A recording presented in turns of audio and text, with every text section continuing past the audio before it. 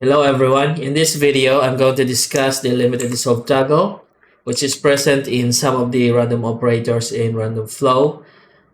And we have it in random loop extrude, random panels. We also have it in random scatter and random slice. Then we have plate insets. So we're going to discuss the one that is with random scatter and random slice first, because the one that I'm going to really show you is with the random loop extrude and random panels, and also with plate insets. Okay, so let's start with random scatter. So random scatter, with the phase selection that you will use for the scattering, they are actually triangulated by the script, and each of these triangle faces will have the random points for the scatter.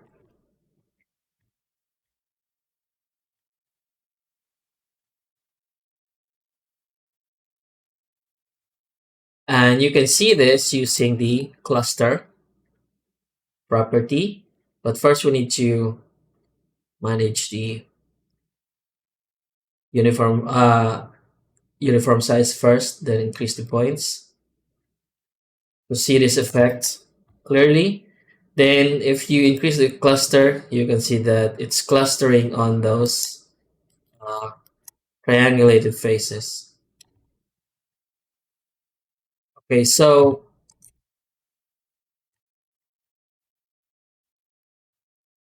what the limited dissolve toggle does for random scatter is that it applies the limited dissolve on the selected faces based on the max angle threshold. Then if they share the same um, planar, or in they lie the same planar angle, then they will be and also they are connected. They will be merged as a single face. So again,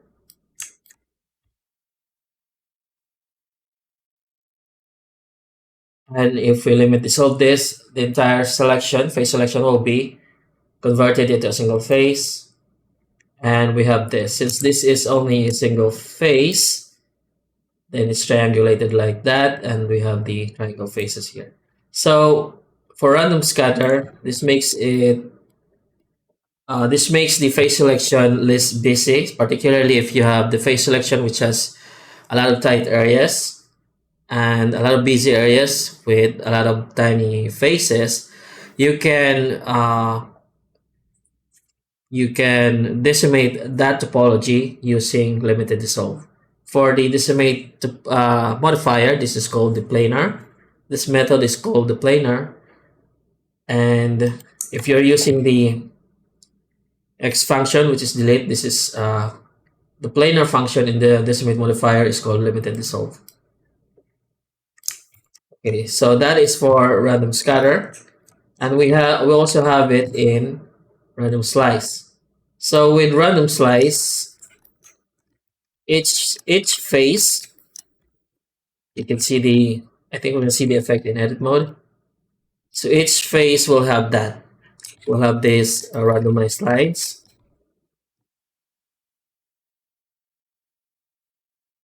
So you can see the randomization happening on each face. But for each selecting higher resolution faces can create lag for the random slice operation.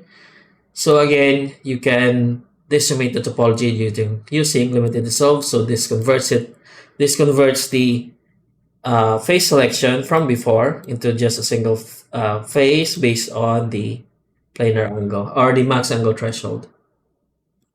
So the operation becomes lighter versus what we have here. So if you want this effect, if you want the effect to be the random lines to be cut per face, then you toggle off the limited dissolve. But if you want to decimate the face selection to simplify the topology, you use limited dissolve. Okay, so that is for random slice. Okay, now let's go to random loop extrude, random panels, and plate insets.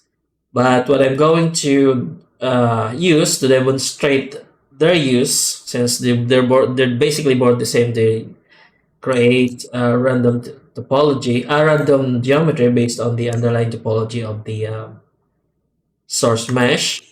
I'm just going to use random panels to demonstrate their use for the other operators as well. Okay, so let's use cylinder and give this additional edge loop. I'm going to use shade out smooth. So when I use random panels, something like um, this one. So this is the zero subdivision. And if I increase the subdivision using the subdivision property here with the using the cuts to increasing the cuts, you can see bonding there. You can see the bonding there as well. They usually start out at subdivision level 2. Subdivision level 1, there is a faint amount of that, but not noticeable. Subdivision level 2, you can now see the lines. That is called, or at least what I call, the subdivision bonding. You can, of course, see this or read about this in the online documentation. And as we increase the resolution, okay, let's use a higher panel size. As we increase the resolution, it gets worse. Okay,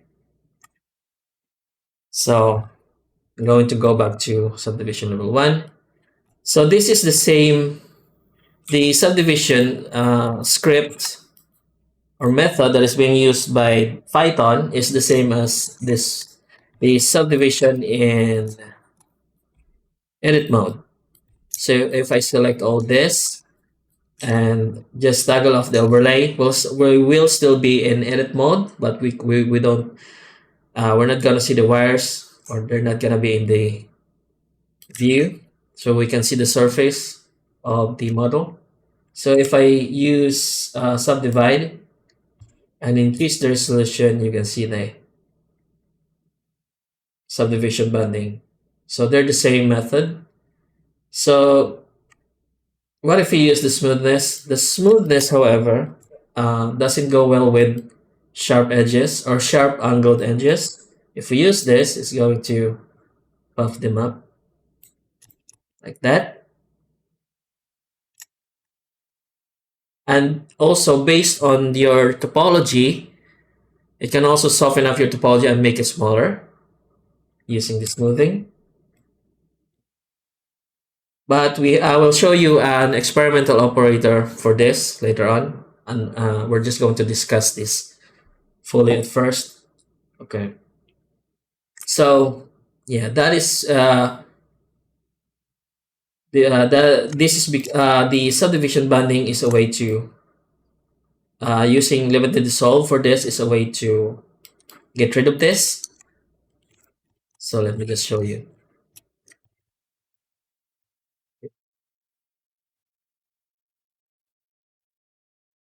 Using random panels again. Again, this is the same for random loop extrude and also in plate insets. And probably make this larger. Okay, so this is the topology. And if we toggle on limited dissolve, you can see that most of the subdivision bonding is gone. But it has degraded day. Also, we should increase this to 1. Okay. So it might have some problems with really wide faces. So we can use 2.5. There we go. It gets rid of most of the subdivision bonding. This is useful if you are just using the add-on for quick concept art sketches. So you don't really care about the topology, you only care about the shape. and or the design. And but if you want to preserve the quad topology and basically get rid of the subdivision bonding, then there are a few steps you must do. You want to keep this to because manually modeling details on a quad mesh is of course a lot easier than you would do with in-guns. With in-guns, you might need to reconstruct some of the quad structures in some areas to actually make it easier for you to model manually. But with a quad structure like this, it's easier for you to just inset or extrude some stuff, then of course model additional details. So what you need to do at the start to avoid the subdivision bonding is actually create uh, additional resolution for your model. So start with a higher resolution for your model. So at subdivision level 1, you have all the faces that you need for a detailed randomization. So you don't need to actually go to subdivision level 2. So with cylinder again, let's try 64. So something like this. So this just increases our threshold. The smooth and random panels. So if we decrease the panel size, you already have all this detail without actually going to subdivision level 2. You can of course go to subdivision level 2 if you want. The effects of the subdivision bonding based on the resolution may have a higher threshold. So let's do 60. That's 1, 2. Okay, you can see that there's already a faint hint of the subdivision bonding at the surface of the resulting randomized mesh. So subdivision level 1, we have this clean surface. Also take note that this method is only used for curved surfaces like cylinder or organic models, not with angular. With angular models, this is no problem because of course they're not curved, they're just flat surfaces. So do this for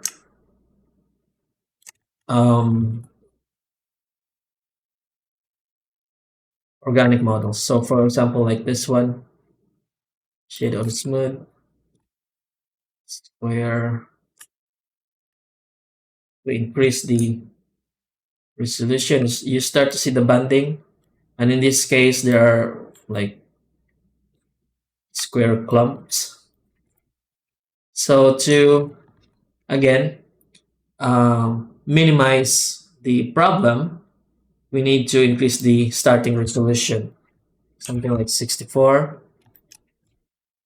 And this is 34 or 32. Shade auto smooth. So at subdivision level 1, again, you have enough faces for the randomization detail, and also you avoid the subdivision bonding. And on average, your scene would be lighter because you don't have to actually go past subdivision level 2 or above. And this methodology is also the same for or can be applied for organic surfaces. Like for example, if you're modeling some gauntlet, or you're using it, you've extracted faces from the arm of your character model, and then that extracted faces you're going to use to create like a gauntlet. So this model is organic and has curved surfaces, so this also applies for that. You need to increase the resolution for the initial or for the base mesh to avoid the subdivision bonding, and minimize it at least for subdivision level 1, where you have enough faces for the randomization and you don't need to go above subdivision level 1. Okay. And also, again, with the limited dissolve, you get in-gun structure. But again, as I said, if you're just sketching for concept art, you don't need to actually uh, bother with topology for most of your models. So you're just concerned with the shape.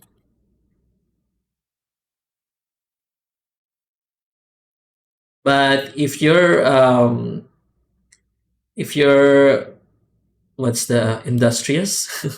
What's like a modern term for, yeah, for if you're up to it, if you have time, then you can of course limit dissolve and just prepare this topology. It's quite easy, and you can isolate some islands like that, and then use the knife for that.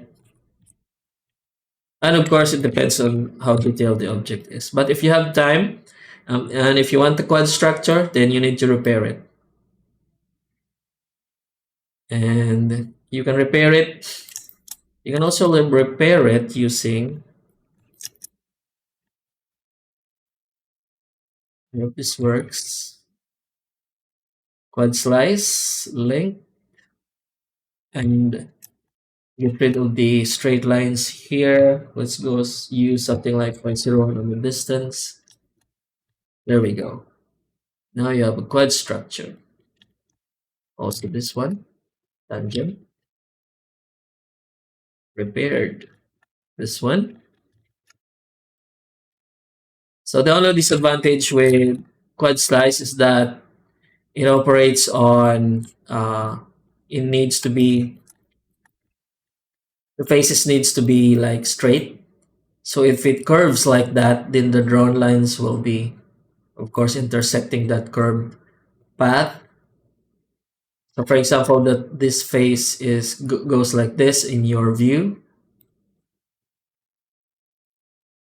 and this vert creates a line, so it will do that. So it's really good for something like this one, which is from this view, or at least in um, the view of its Z normal. It's quite, everything is planar and straight. So you can use quad slice for this really easily. Repair it. Oops. The direction of the line, you can do this. You can do this. You can play around with the tangent to, of course, modify the direction of the cut lines.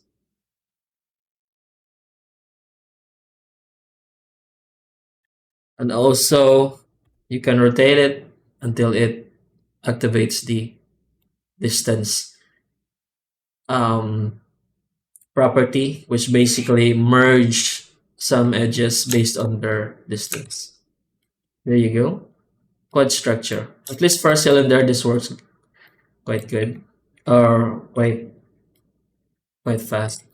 Okay, so that is the use, or yeah, the use case scenario for limited dissolve on randomly extrude, random panels, and plate insets. So plate insets is kind of like random panels, but this is destructive, and also it's the same algorithm that is used with by random starship to create the plating details.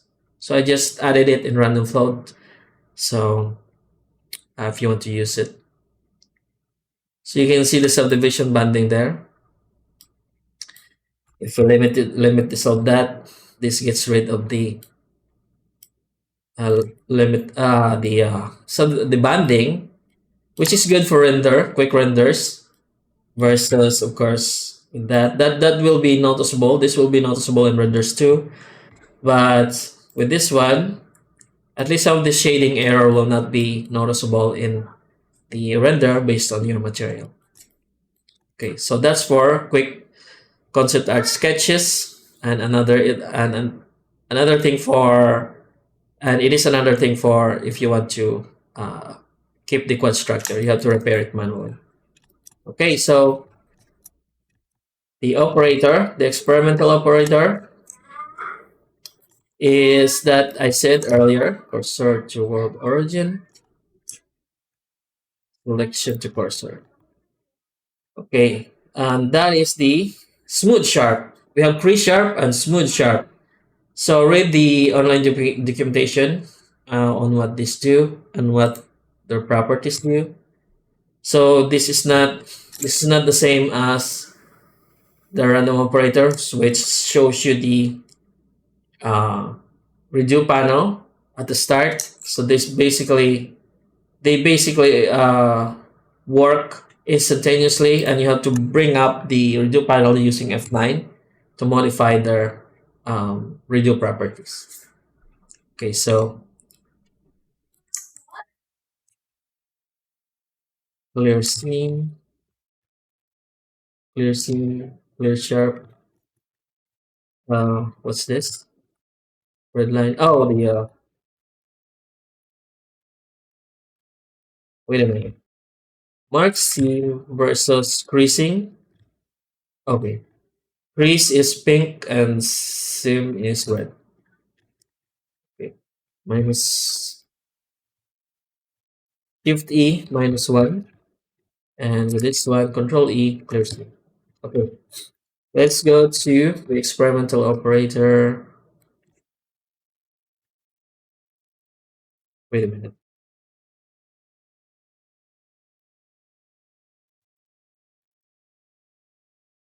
Add the cylinder using the default. This is 32, and add some edge loop.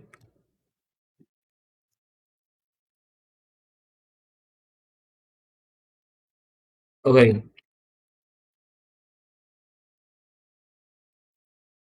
so experimental means it works sometimes and sometimes it doesn't work. So okay,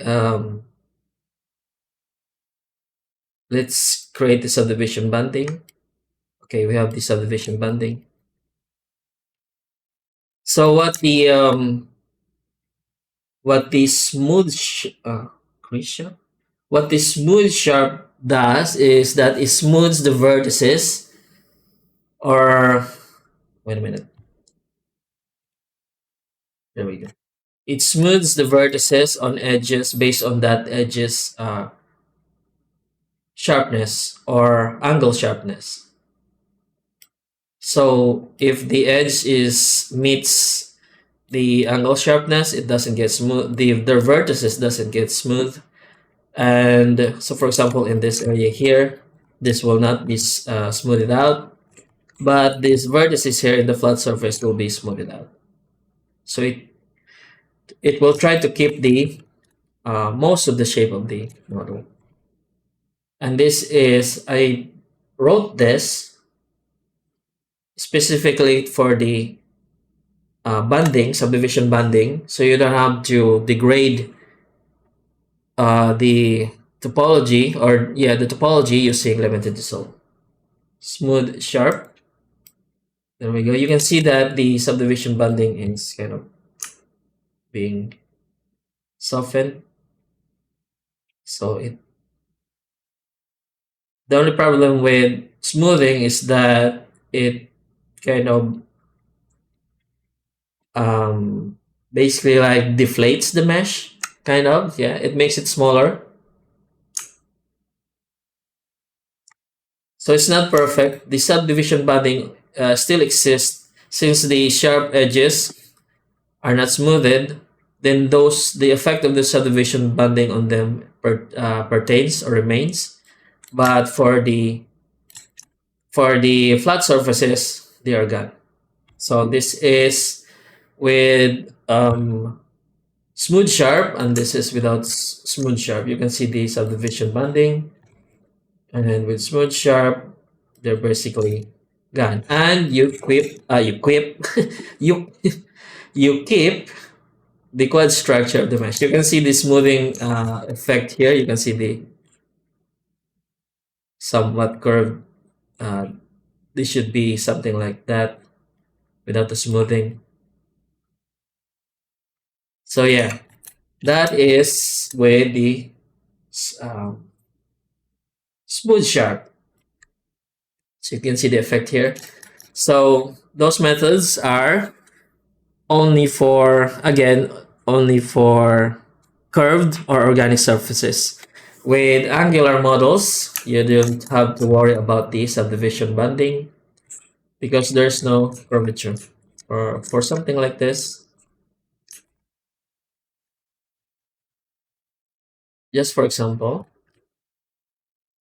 see if you increase the resolution, there's no bonding. But let's see, if you do it here, shade smooth, oops, select everything. There we go. You have the subdivision bonding there. Okay. But if you use limit dissolve, those get cleaned up. Oops. Vision bonding. Let's try and use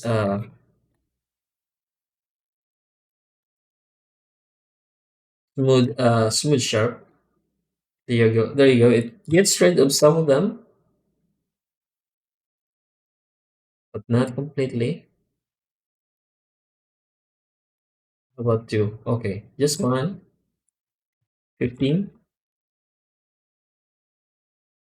So you can see that this still the subdivision bonding still persists on these areas, but at least most of them are gone. There we go. So this is without the smooth sharp, and this is with smooth sharp.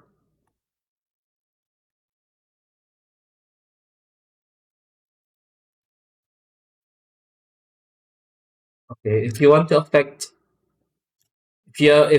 affect most of the vertices or areas in the sharp